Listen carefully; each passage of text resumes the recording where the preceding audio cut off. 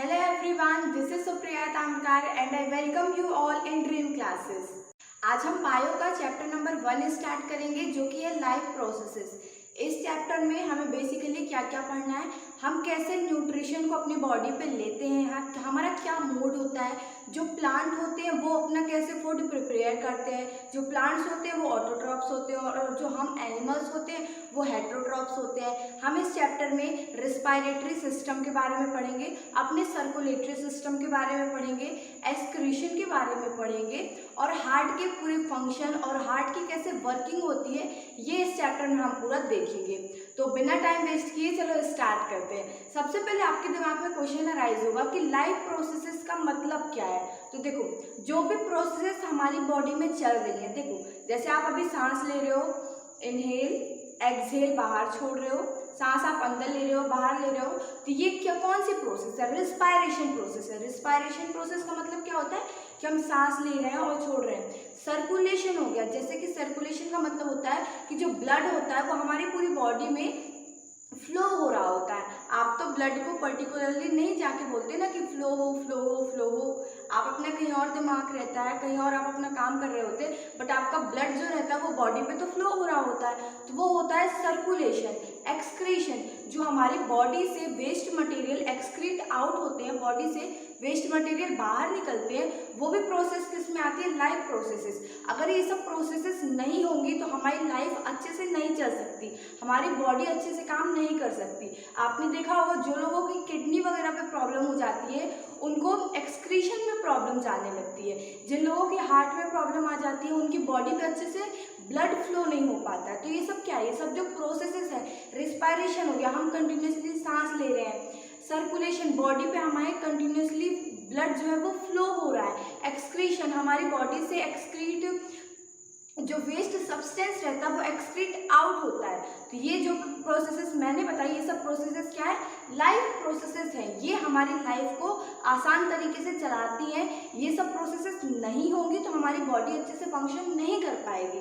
तो यहाँ पे सबसे पहले आप डिफाइन नोट करना लाइफ प्रोसेसेस। और देखो इस चैप्टर में मैं हर क्वेश्चन की जो डिफाइन होती है, इंपॉर्टेंट डिफाइन होती है, वो मैं आपको ब्लैक बोर्ड पे लिख के बताती चलूँगी। तो आप इन्हें, ये ज़रूरी है कि आप इन्हें नोट करते चलना। एग्जामिनेशन में ये सारी डिफाइन पूछती हैं, थ्योरी पार्ट ही तो बायो में आता है, तो ये सब चीज़ें पूछी जाती हैं और बच्चे इन्हें नोट नहीं करते, प्रॉपरली नोट्स प्रिपेयर नहीं कर पाते, इसलिए आपके मार्क्स एग्जाम में कट होते चलते हैं। तो ये मैं आपको स्टार्टिंग से बता रही हूँ कि जो भी मैं चीज़ यहाँ पे बताती चल रही हूँ, लिखती चल रही हूँ, आप ये उन्हें अपनी कॉपी पे नोट करते चलिएगा, ठीक है? मेरे साथ साथ पढ़ाते पढ़ाते आप अपने नोट्स भी प्रिपेयर करते चलिए। तो what our life processes? Life processes की डिफाइन क्या है? The process which together perform the maintenance job in living organism are called life processes. वही मैंने बताया कि जो सारी प्रोसेसेस एक साथ काम करती हैं, किसे हमारी बॉडी को मेंटेन रखने के लिए, हमारी बॉडी को हेल्दी रखने के लिए, उन्हीं प्रोसेसेस को हम कहते हैं लाइफ प्रोसेसेस। फिर से एक बार डिफाइन रीड करती हूँ। The processes which together perform the maintenance job in living organism are called life processes. Example जैसे मैंने बताया, न्यूट्रिशन, हम किस मोड से न्यूट्रिशन को ले रहे हैं, ये भी आगे आएगा। जस्ट नेक्स्ट टॉपिक न्यूट्रिशन ही है, तो मैं आपको न्यूट्रिशन अच्छे से एक्सप्लेन करती हूँ, ठीक है? नेक्स्ट है सर्कुलेशन, हमारी बॉडी पे जो ब्लड फ्लो हो रहा है सर्कुलेटरी सिस्टम के थ्रू, वो भी क्या, सर्कुलेशन भी क्या है? एक लाइफ प्रोसेस है। फिर रिस्पायरेशन, हम जो सांस ले रहे हैं वो भी एक क्या है? लाइफ प्रोसेस है। कि हमारी, अगर हम सांस नहीं लेंगे तो हमारी लाइफ नहीं चल सकती है ना, सांस नहीं लोगे तो ऑफकोर्स तुम्हारी लाइफ नहीं चल पाएगी। तो रिस्पायरेशन भी एक क्या है? लाइफ प्रोसेस है। फिर उसके बाद एक्सक्रीशन, अगर हमारी बॉडी में वेस्ट सब्सटेंस, वेस्ट मटेरियल अगर कलेक्ट होता जाएगा तो हमारी बॉडी प्रॉपरली फंक्शन नहीं कर सकती, इसीलिए एक्सक्रीशन भी है। जो एक्सक्रीशन भी है जो, वो एक लाइफ प्रोसेस है कि हमारी बॉडी को फिट रखने के लिए, अच्छे से हमारी बॉडी के फंक्शनिंग के लिए एक्सक्रीशन भी ज़रूरी होता है। क्लियर हो गया? लाइफ प्रोसेसेस की डिफाइन क्लियर होगी आप लोग को? हमारा नेक्स्ट क्वेश्चन आता है, न्यूट्रिशन क्या होता है? जैसे मैंने अभी बताया था ना, यहाँ पे एग्जांपल लिखा था लाइफ प्रोसेसेस में न्यूट्रिशन।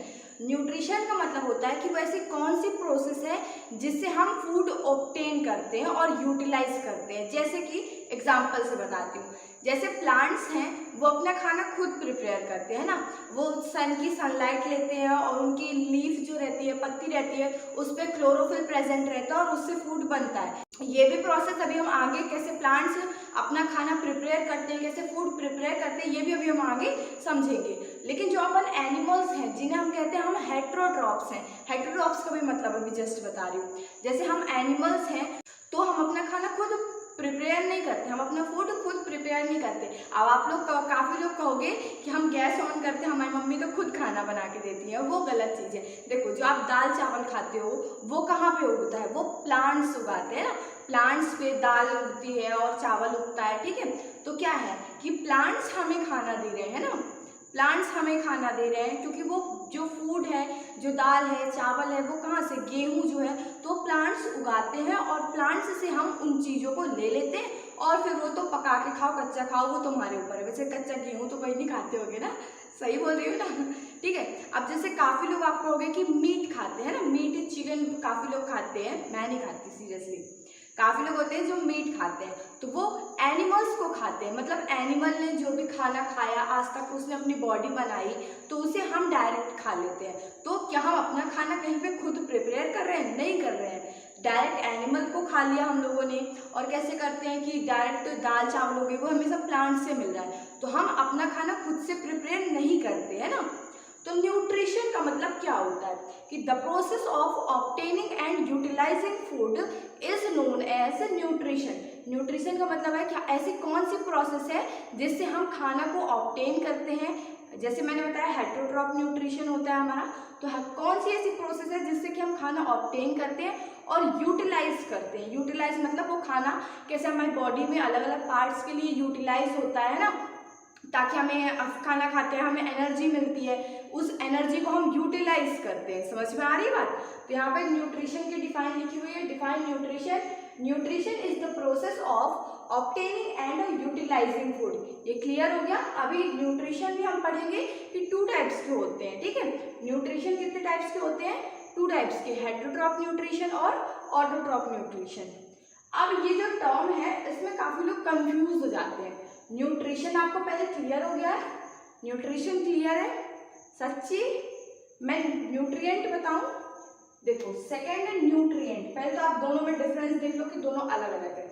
अब देखो न्यूट्रिशन मैंने क्या बताया, न्यूट्रिशन क्या होता है? The process of obtaining and utilising food is known as nutrition. और अब जब हम ये कह रहे हैं कि the process of obtaining food and utilising, जो हम खाना खा लिए और जो फूड को हमें यूटिलाइज करना है अपनी बॉडी के लिए, जो फूड हमारा यूटिलाइज होता है उससे हमें क्या मिलता है। जैसे आपने सुना होगा कि काफ़ी बुजुर्ग लोग कहते हैं कि दाल पीना चाहिए, उससे हमारी आंखें मजबूत होती हैं, कमज़ोर नहीं होती हैं, हमारी आँख की रोशनी जो पावर रहता है वो सही रहता है। तो वो ऐसा क्यों कहते हैं कि दाल पियो। और काफ़ी लोग कहते हैं कि जो लोग पतले हैं वो चावल खाओ, उसमें क्योंकि कार्बोहाइड्रेट होता है, फैट होता है थोड़ा सा, है ना।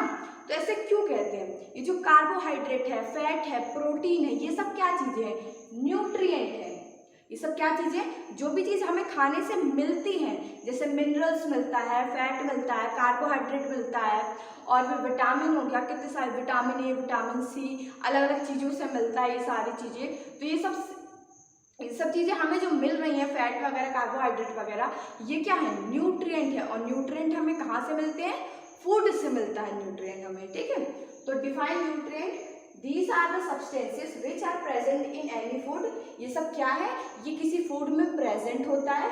Which is also essential for the growth and development of the body. जैसे मैंने बताया कि हमारी ग्रोथ के लिए और डेवलपमेंट की बॉडी के लिए बहुत ज़्यादा जरूरी होता है। जैसे दाल है, दाल पीने से हमारी जो आँख का पावर रहता है वो इंक्रीज नहीं होता, हमारी आँखें सही रहती है ना। तो ये सब क्या है? हमारी ग्रोथ एंड डेवलपमेंट। जैसे आप खाना खाते हो, आपकी ग्रोथ होती है, आप स्ट्रॉन्ग बनते हो, आपका डेवलपमेंट होता है। तो एग्जाम्पल यहाँ पे लिखा है ऐसे ही, प्रोटीन हो गया, विटामिन हो गया, फैट हो गया, कार्बोहाइड्रेट, मिनरल भी आप ऐड कर सकते हो। समझ में आ गया न्यूट्रिशन क्या और न्यूट्रिएंट क्या है? मैं आगे बढ़ूँ, आगे बताऊँ आपको आगे के कौन से। जैसे कि मैंने अभी बताया था कि जो न्यूट्रिशन होता है वो 2 तरह का होता है। क्या बताया था? एक ऑटोट्रॉप्स होते हैं, एक हेटेरोट्रॉप्स होते हैं। वही यहाँ पे क्वेश्चन नंबर 4 लिखा हुआ है, name the different types of nutrition. Nutrition कितने तरह के होते हैं? ये 1 मार्क्स में क्वेश्चन आ सकता है ना, name the different types of nutrition. पहला आप लिखोगे ऑटोट्रॉपिक न्यूट्रिशन, सेकंड आप लिखोगे हेटेरोट्रॉपिक न्यूट्रिशन। और यहाँ पे आप चाहो तो वन वर्ड में दोनों का मतलब भी बता सकते हैं, मैं आपको बताती हूँ। देखो ऑटो का यहाँ पे मतलब होता है वो जो रोड पे चलती है वो वाली ऑटो नहीं, ठीक है। यहाँ पे ऑटो का मतलब होता है सेल्फ और ट्रॉपिक का मतलब होता है नरिशिंग। ऐसी चीजें जो अपने लिए खुद खाना बना सकती हैं, खुद को सेल्फ नरिश कर सकती हैं, मतलब खुद की देखभाल, खुद के लिए खाना खुद बना सकती हैं, सेल्फ नरिशिंग, जो खुद के लिए खाना बना सकते हैं उन्हें क्या कहते हैं, ऑटोट्रॉपिक न्यूट्रिशन। यहाँ पे लिखा है ऑटोट्रॉपिक न्यूट्रिशन, आप ऐड कर लेना, ठीक है। Self synthesise their own food, जो ऑटोट्रॉपिक न्यूट्रिशन वाले जो लोग होते हैं, लोग तो नहीं होते, प्लांट्स होते हैं, एग्जाम्पल पे जो प्लांट्स होते हैं वो खुद अपना खाना बनाते हैं, ठीक है। तो ऑटोट्रॉपिक न्यूट्रिशन का मतलब क्या है, self synthesise their own food. Autotrophic में क्या चीजें आएंगी, जो अपना खाना खुद बना सकती है, ठीक है। फिर सेकंड है हेटेरोट्रॉपिक न्यूट्रिशन। हेटेरो का मतलब होता है अदर और ट्रॉपिक का मतलब होता है नरिशिंग, अदर नरिशिंग। फिर यहाँ पे देखो heterotrophic depends on other organism for their nutrition. जो ऐसे एनिमल्स रहते हैं जैसे अपन ह्यूमन बीइंग है, वो किसी और चीज पे डिपेंड होते हैं उनके न्यूट्रिशन के लिए, उनके फूड के लिए, तो हमें क्या कहते हैं, हेटेरोट्रॉप्स।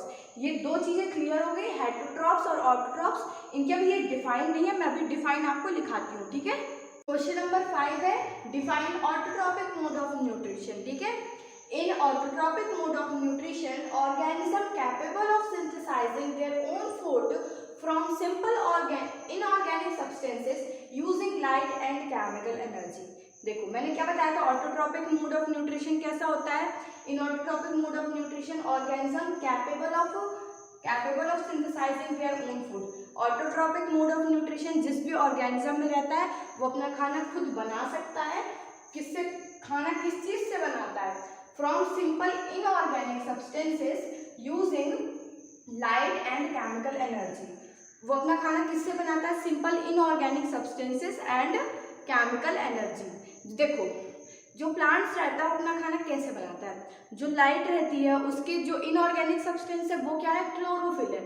जो लाइट रहती है जो पत्ती के क्लोरोफिल में पड़ती है तो वो अपना प्लांट से खाना बनाने लग जाता है। ये प्रोसेस में आगे मैंने आपको बताया भी कि आगे पूरी डिटेल में भी दी हुई है, तो हम उसको पढ़ेंगे वहां से, ठीक है। बट यहाँ पे ये डिफाइन आप नोट कर लो ऑटोट्रॉपिक मोड ऑफ न्यूट्रिशन की, ठीक है। Next question number 6, define heterotrophic mode of nutrition, ठीक है। In heterotrophic mode of nutrition organism depend on other organism for their food. यही चीज मैंने बताई थी कि हम जैसे हेटेरोट्रॉप्स हैं तो हम किसी और ऑर्गेनिज्म पे, हम प्लांट्स को भी ऑर्गेनिज्म बोल सकते हैं, ठीक है। यहाँ पे कंफ्यूज मत होना कि सिर्फ ह्यूमन बीइंग्स को ही ऑर्गेनिज्म बोलते हैं। तो हम जो ऑर्गेनिज्म है वो किसी और ऑर्गेनिज्म पे डिपेंड करते हैं, अब किसके लिए, अपने खाने के लिए। समझ में आ गया। इसे भी आप दोनों डिफाइन कर नोट कर लो, इंपॉर्टेंट है, एग्जामिनेशन पॉइंट ऑफ व्यू से बहुत ज्यादा इंपॉर्टेंट आ सकता है, ठीक है।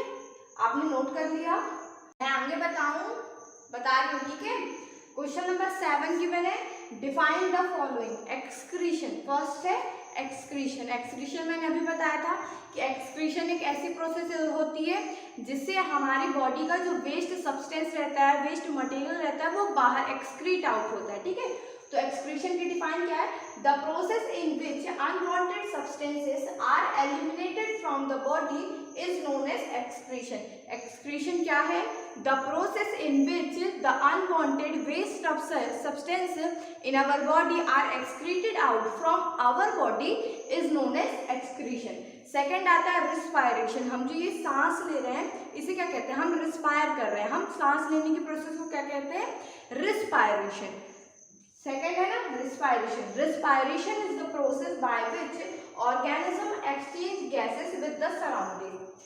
क्या रिस्पायरेशन क्या है, रिस्पायरेशन एक ऐसी प्रोसेस है जिससे हम सराउंडिंग से, अपने आसपास की सराउंडिंग से गैसेस को एक्सचेंज करते हैं। जैसे हम ऑक्सीजन अंदर लेते हैं, इनहेल करते हैं, और कार्बन डाइऑक्साइड एक्सहेल करते हैं। हम क्या, मैंने बोला कि हम ऑक्सीजन को अपने अंदर लेते हैं और कार्बन डाइऑक्साइड को बाहर निकालते हैं, ठीक है। सांस अंदर ली, इनहेल, ऑक्सीजन अंदर गई, छोड़ी सांस, एक्सहेल मतलब कि कार्बन डाइऑक्साइड बाहर गई। समझ में आ रहा है। Respiration is the process by which organism exchange gases with the surrounding and generate energy. और जब हम ये ऑक्सीजन अंदर लेते हैं और कार्बन डाइऑक्साइड बाहर छोड़ते हैं तो हमारे अंदर क्या होती है, वो एनर्जी जनरेट होती है। और ये एनर्जी जो होती है वो एटीपी के फॉर्म में जनरेट होती है। एटीपी क्या होता है, मैं भी आपको आगे और अच्छे से क्लियर हो जाएगा, इस पर बिल्कुल भी चिंता नहीं करना, ठीक है। जो भी आपको चीज़ें समझ में नहीं आ रही है ना, वो धीरे धीरे जब मैं कंप्लीट चैप्टर पढ़ा दूंगी, आप पूरे लेक्चर्स को इसके देखोगे तो धीरे धीरे आपको सब कुछ क्लियर होता जाएगा। क्योंकि मैं हर एक टॉपिक को जहाँ पे जिसकी नीड होगी, जहाँ पे जिसका पूरा कॉन्सेप्ट मैं पढ़ा सकूंगी, वहाँ पे मैं फुली डिटेल्ड पे बताऊंगी। तो इस पे आप बिल्कुल भी चिंता मत करना, ठीक है। तो मैंने क्या बताया, respiration is the process by which organism exchange gases with the surrounding and generate energy in the form of ATP which is the cellular currency of energy। Cellular currency of energy किसे बोला जाता है, ATP को। ये 1 marks का question जरूर पूछता है, एमसीक्यू क्वेश्चन में ये आ जाता है कि सेलुलर करेंसी ऑफ एनर्जी किसे कहा जाता है। एनर्जी जो की करेंसी है, एनर्जी हमारे में स्टोर किस में होती है, तो वो होती है एनर्जी किस फॉर्म में हमारी बॉडी में स्टोर होती है, वो एटीपी होता है, ठीक है। जैसे इंडिया की कोई करेंसी है, कुछ है, ठीक है, इंडिया में चलती है, तो हमारी बॉडी एनर्जी को किस फॉर्म में स्टोर करती है, एटीपी के फॉर्म में। समझ में आ गया ये। वही चीज यहाँ पे क्वेश्चन नंबर 8 के फॉर्म में मैंने लिखी है, name the cellular currency of energy. Energy की सेलुलर करेंसी क्या होती है, एटीपी। तो आप क्या लिखोगे आंसर में पूरा, ATP is the cellular currency of energy, ठीक है।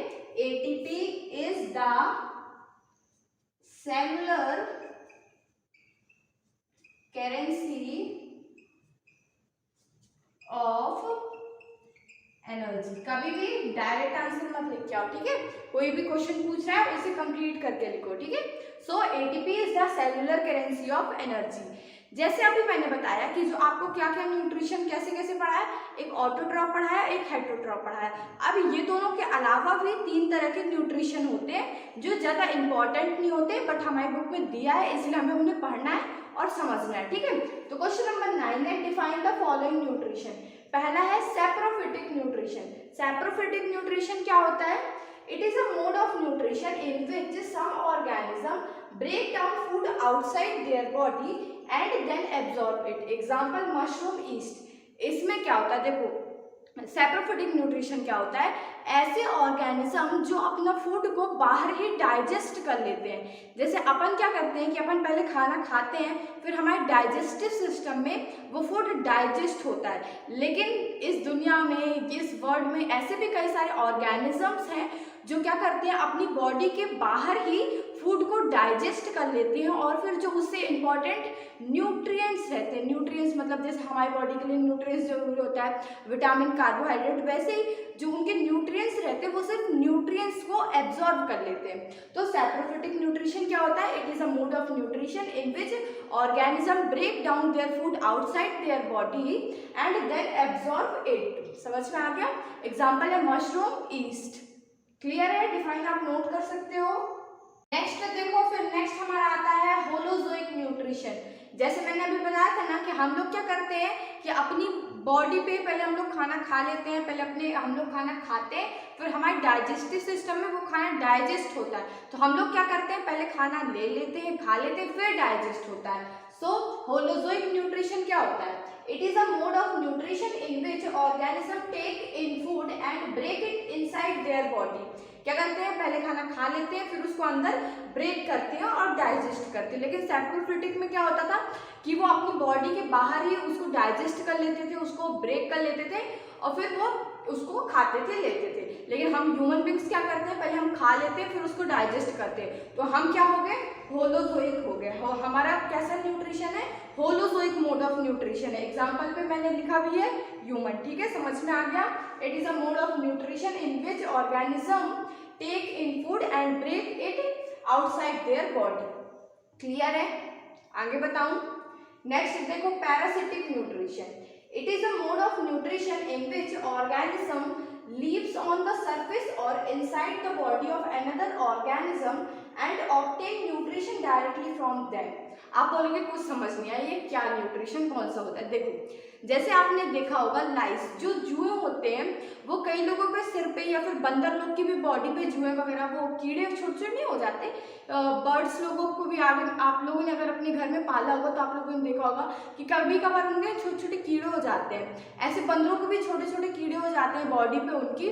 और इवन ह्यूमन बींग्स में भी जो जिनके लंबे लंबे बाल रहते हैं उनके सर पे लाइस हो जाते हैं, मतलब उनके सर पे वो जुए पड़ जाते हैं। तो वो जुए क्या करते हैं, हमारी बॉडी पे, हमारी बॉडी के सरफेस पे रहने लग जाते हैं। हाथ में नहीं रहते हैं, सॉरी, सिर में रहते होंगे। हाँ, तो मैं क्या बता रही थी, कहाँ पहुंच जाते हैं। तो वो जो जुए रहते हैं वो हमारी बॉडी के सरफेस पे रहने लग जाते हैं ना। हमारी भी सिर का सरफेस होता है, इसे सरफेस कह सकते हो, अपनी बॉडी के आउटसाइड पार्ट में बोल सकते हो। तो क्या करते हैं, हमारी बॉडी के वो आउटसाइड पार्ट, यही कहते हैं आउटसाइड पार्ट पे रहने लग जाते हैं। और वो जुए क्या करते हैं, हमारा मतलब इंसानों का ही खून पीते हैं। मतलब उनका खाना क्या है, वो जिस बॉडी पे रहते हैं वो उसी से खाना मिलता है उनको। समझ में आ रहा है। जैसे जुए जिसके सिर पे रहते हैं उसी के सिर से खून चूसने लग जाते हैं। तो उनको खाना कहाँ से मिल रहा है, वो जिस भी पर्सन की बॉडी पे रह रहे हैं उनको उसी पर्सन की बॉडी से खाना मिल रहा है। तो यही चीज यहाँ पे लिखी हुई है। It is a mode of nutrition in which organism lives on the surface or inside the body of another organism and obtain nutrition directly from them। और उससे डायरेक्टली वो न्यूट्रिशन को ऑब्टेन करते हैं। जैसे एग्जांपल हो गया लीच हो गया और लाइस हो गया। ठीक है, समझ में आ गया। ये 3 मोड ऑफ न्यूट्रिशन। पहला क्या था, सैप्रोफिटिक, दूसरा क्या होलोजोइक और तीसरा क्या है, पैरासिटिक न्यूट्रिशन। क्लियर है। अब आप अपनी बुक पे देखोगे तो बुक पे ना इंडेक्स क्वेश्चन गिवन रहते हैं। ये इंडेक्स क्वेश्चन को जो कोई भी नहीं छोड़ेगा, कोई भी बच्चा इंडेक्स क्वेश्चन को नहीं छोड़ेगा। ये क्वेश्चंस हमेशा एग्जामिनेशन में जरूर आते हैं, मैं सच बता रही हूँ। और हर इंडेक्स क्वेश्चन को और एक्सरसाइज क्वेश्चन को आप अच्छे से करते चलोगे, आधे नंबर तो आपके ऐसे ही स्कोर हो जाएंगे। So please in index question को मेरी आपसे ये रिक्वेस्ट है कि प्लीज इन क्वेश्चन को ऐसे ही मत समझना कि ये ऐसे ही गिवन है। ये एग्जाम में डेफिनेटली आते हैं, हर चैप्टर से इंडेक्स क्वेश्चन के क्वेश्चंस आ जाते हैं एग्जाम में। ठीक है, तो इन्हें कोई भी नहीं छोड़ेगा।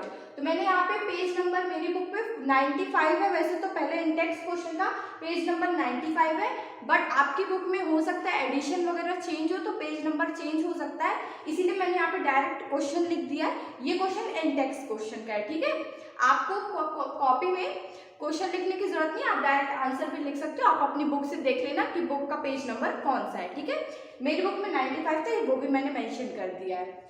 सो देखो पहला क्वेश्चन वहां पे गिवन है, why is diffusion insufficient to meet the oxygen requirement of multicellular organisms like human।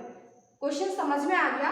पहले अपन को यहाँ पे 2 टर्म का मतलब जानना है, बाद में ये क्वेश्चन तो आंसर तो सबको याद कर लेते हैं ना, क्वेश्चन का आंसर सबको याद कर लेते हैं, बट हर वर्ड की मीनिंग को अच्छे से समझना हमारे लिए बहुत ज़्यादा इंपॉर्टेंट है, क्योंकि यही सब वर्ड जब आगे यूज होंगे तो आप कंफ्यूज होने लग जाओगे। पहले मैं डिफ्यूजन का मतलब बताती हूँ। देखो जैसे मैं यहाँ खड़ी हूँ, ठीक है, और मेरे आसपास जब आप देखोगे, आप जब बाथरूम पे रहते हो तो टब पे पानी रखते हो और उसमें अपने हाथ को जब बहुत देर तक डुबो के रखते हो तो जो आपकी उंगलियां रहती है वो एकदम नमी सी आ जाती है, उनमें होता है ना एकदम गीली गीली सी सिकुड़ सी जाती है। तो क्या होता है वहां ना डिफ्यूजन होता है, जो पानी रहता है वो हमारी फिंगर्स के पोर्स से थोड़ा बहुत अंदर जाने लगता है, डिफ्यूज होने लग जाता है। और डिफ्यूजन कहाँ से होता है, देखो जैसे अगर ये सराउंडिंग है तो यहाँ पे ज्यादा ऑक्सीजन है, बाहर ज्यादा ऑक्सीजन प्रेजेंट है, तो ऑक्सीजन जो होगी ना वो हमारे अंदर धीरे धीरे डिफ्यूज होना स्टार्ट होगी। ऐसी प्रोसेसेस हमारे अंदर नहीं होती, बट काफी सारे ऐसे ऑर्गेनिज्म है जिनके अंदर होती है। हम लोग तो रेस्पिरेशन प्रोसेस से ऑक्सीजन लेते हैं, मैं एग्जांपल देख बता रही हूँ। जैसे एमीबा लोग होते हैं वो डायरेक्ट गैसेस को एक्सचेंज करते हैं, ठीक है, समझ में आ रहा है। जो डायरेक्ट गैसेस को एक्सचेंज कर ले, जहाँ पे डायरेक्ट गैसेस का एक्सचेंज हो जाए उसे क्या कहेंगे अपन, डिफ्यूजन कहेंगे। नेक्स्ट टर्म है मल्टी सेलुलर ऑर्गेनिज्म। जैसे अपन की जो बॉडी है वो मल्टी सेलुलर ऑर्गेनिज्म, अपन जो है वो मल्टी सेलुलर ऑर्गेनिज्म है। हम ये कैसे कह सकते हैं कि क्योंकि जो हमारी बॉडी है वो एक सेल से नहीं, काफी मतलब आप करोड़ों लाख जितना आप मतलब काउंट भी नहीं कर सकते उतने सेल्स हमारी बॉडी पे हैं। हाँ, एक सेल इतना छोटा सा होता है, और सोचो हमारी मतलब माइक्रोस्कोप से दिखता है, वो इतना छोटा भी नहीं, माइक्रोस्कोप से दिखता है। तो हमारी जो बॉडी है वो बहुत ज़्यादा छोटे छोटे से सेल्स से बनी हुई है, और यही सेल जब कंबाइन होते हैं तो एक टिश्यू बनता है, और फिर एक टिश्यू एक पर्टिकुलर सिस्टम बनाता है। ये पर्टिकुलर टाइप के टिश्यू डाइजेस्टिव सिस्टम में रहते हैं, रेस्पिरेटरी सिस्टम में रहते हैं। यहाँ पे तो अभी अपन को सिर्फ इतना जानना है कि मल्टी सेलुलर का मतलब क्या होता है, मतलब जो ऐसे ऑर्गेनिज्म जिनकी बॉडी बहुत सारे एटम मतलब सेल्स से मिलके बनी हो, ठीक है। तो अपन क्या है, मल्टी सेलुलर ऑर्गेनिज्म है, ठीक है। चिड़िया लोग को देखते हो वो भी मल्टी सेलुलर ऑर्गेनिज्म है। लेकिन जो एमीबा होता है, अभी आगे अपन पढ़ेंगे एमीबा के बारे में, तो जो एमीबा होता है वो यूनिसेलुलर मॉलिक्यूल, यूनिसेलुलर ऑर्गेनिज्म होता है, मतलब उसके अंदर सिर्फ एक ही सेल प्रेजेंट होता है। लेकिन हमारी बॉडी में बहुत सारे सेल्स प्रेजेंट है। समझ में आ गए, ये तो टर्म समझ में आ गए। अब देखो क्वेश्चन क्या कह रहा है कि जो हम ह्यूमन बींग्स हैं वो डायरेक्टली गैसेस को क्यों एक्सचेंज नहीं कर लेते, कि जैसे हमारी स्किन है, अंदर पे हमारे बॉडी पे ऑक्सीजन हर जगह ट्रांसपोर्ट होती है। ऑक्सीजन किसके थ्रू ट्रांसपोर्ट होती है, ब्लड के थ्रू। तो जो हमारी बॉडी है उसमें ऑक्सीजन जब ट्रांसपोर्ट होती है तो अपने पूरी बॉडी पे ऑक्सीजन जाती है ना, पूरी बॉडी पे ब्लड के थ्रू ऑक्सीजन जाती है। तो हम ऐसा क्यों नहीं करते कि हमारी जो जैसे ये स्किन है इस पे भी पोर्स है, तो यहाँ पोर्स से डायरेक्ट ऑक्सीजन क्यों नहीं चली जाती। उसका रीजन है, यही चीज यहाँ पे क्वेश्चन में पूछ रहा है, why is diffusion insufficient to meet the oxygen requirement of multicellular organism like humans. जैसे हमारी बॉडी है मल्टीसेलुलर ऑर्गेनिज्म, तो हम डायरेक्ट डिफ्यूजन के प्रोसेस से अपनी जो ऑक्सीजन की रिक्वायरमेंट है different parts of the body की वो फुलफिल क्यों नहीं कर लेते।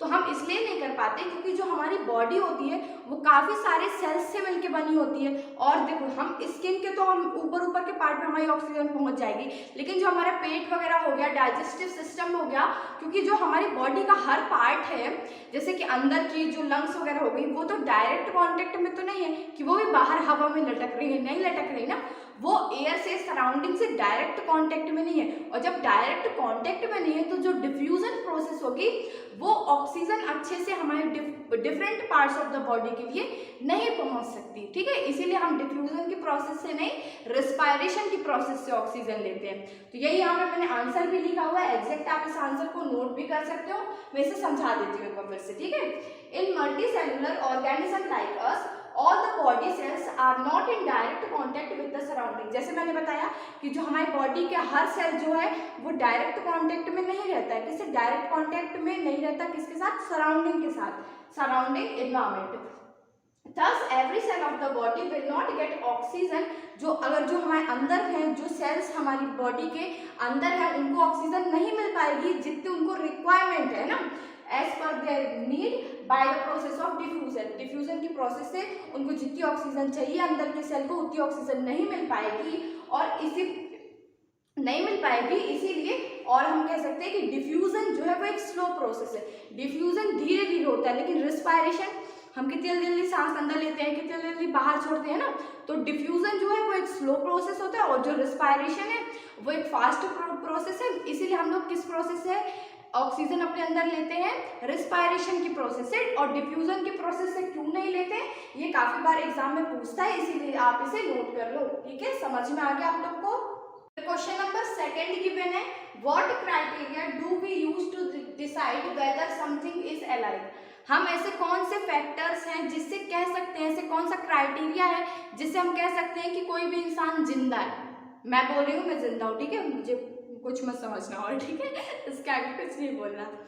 ऐसे कौन से फैक्टर्स हैं जिससे हम डिसाइड कर सकते हैं कि कोई भी चीज़ है, कोई भी ऑर्गेनिज्म है वो जिंदा है या अलाइव है। जिंदा वर्ड नहीं बोलते, अलाइव बोलते हैं, ठीक है। तो आंसर है न्यूट्रिशन। पहला है न्यूट्रिशन, अगर वो खाना पीना खा रहा है मतलब कि वो जिंदा है ना, तो न्यूट्रिशन हो गया कि वो किसी भी मोड से न्यूट्रिशन को अपने अंदर ले रहा है, यूटिलाइज कर रहा है, तो वो जिंदा है। सेकेंड है रिस्पायरेशन, अगर वो सांस ले रहा है। सबसे पहले तो अपन किसी की भी ना, जब किसी कोई बेहोश हो जाता है, ये हो जाता है, सबसे पहले उसकी हम अपन नस चेक करते हैं, क्या सांस ले रहा है कि नहीं ले रहा है ना, यहाँ पे वो ऐसे हाथ लगा के चेक करते हैं कि वो सांस ले रहा है या नहीं ले रहा है। तो सेकंड क्या हो गया, रिस्पायरेशन।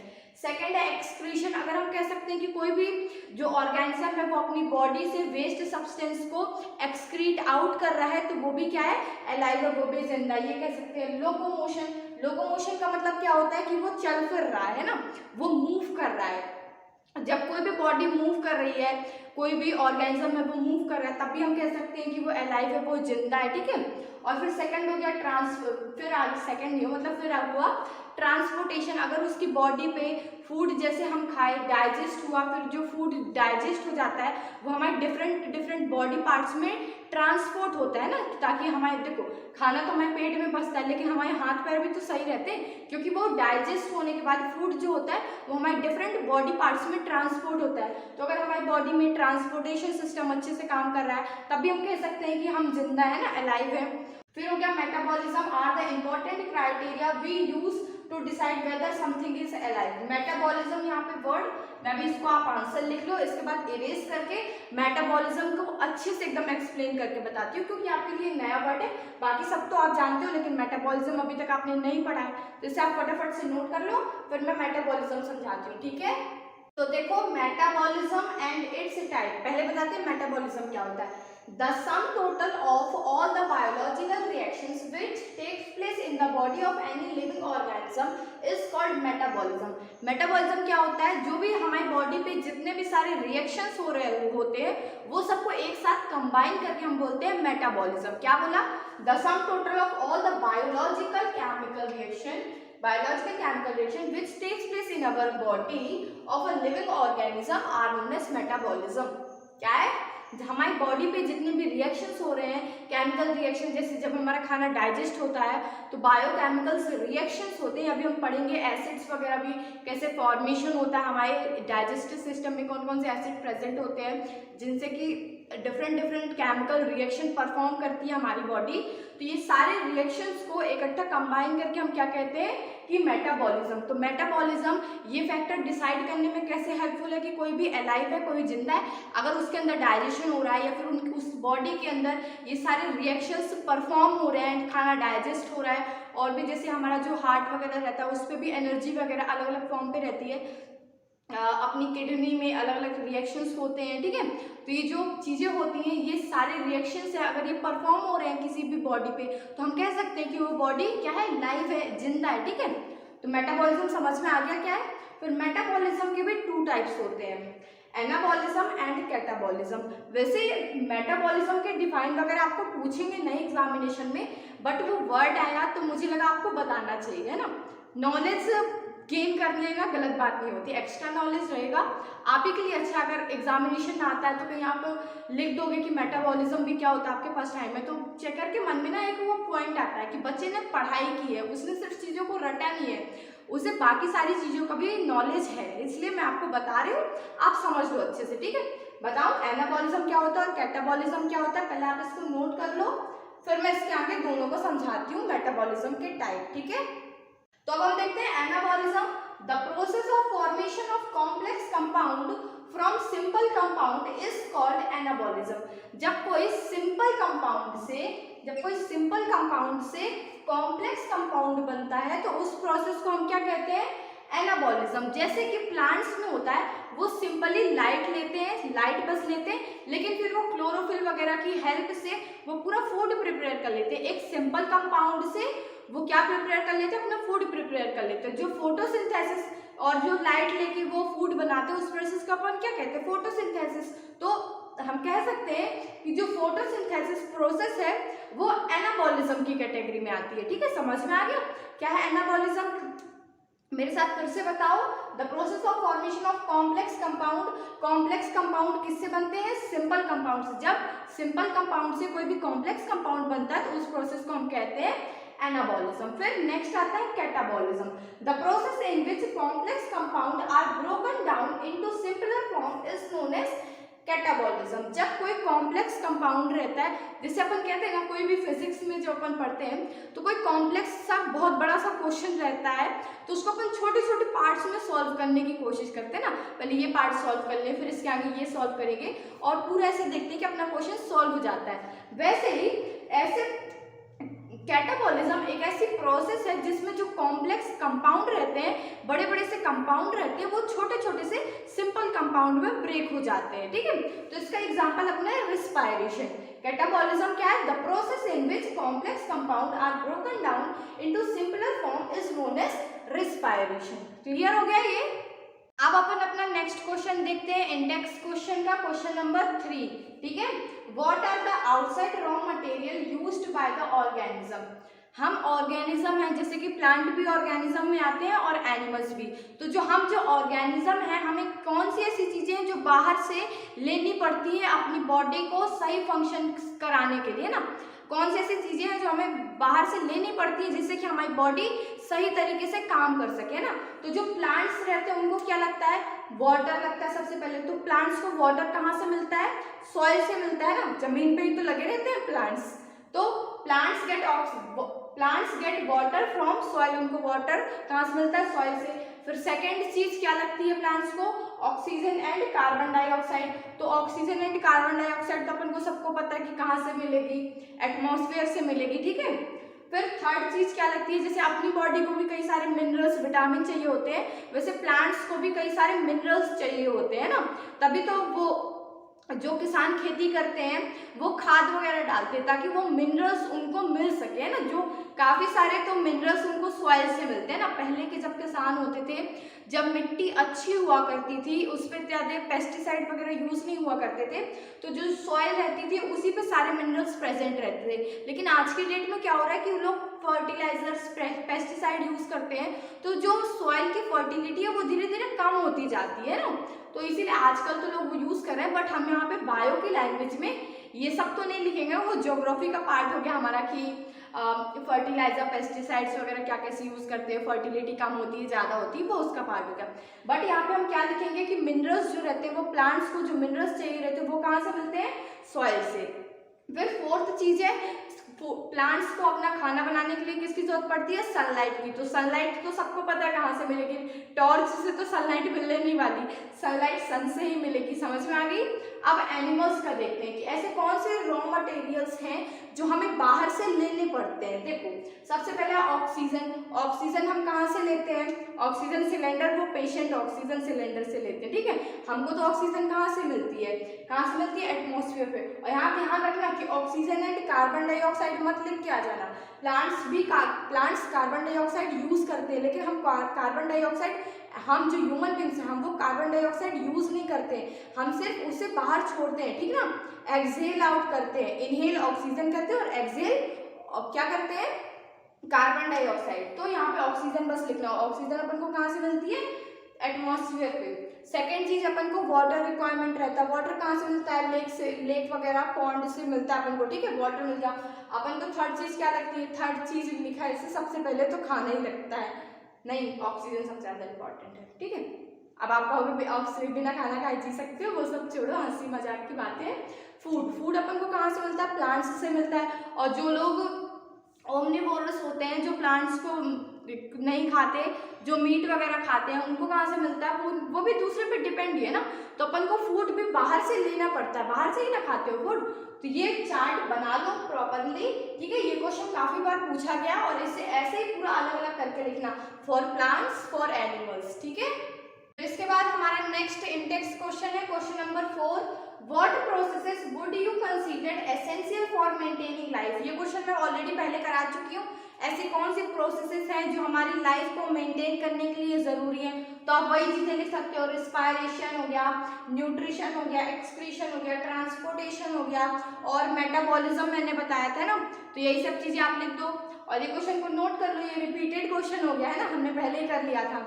सो आई होप आपको मेरे साथ पढ़ाई करने में अच्छा लग रहा है, आपके कॉन्सेप्ट धीरे धीरे क्लियर हो रहे हैं।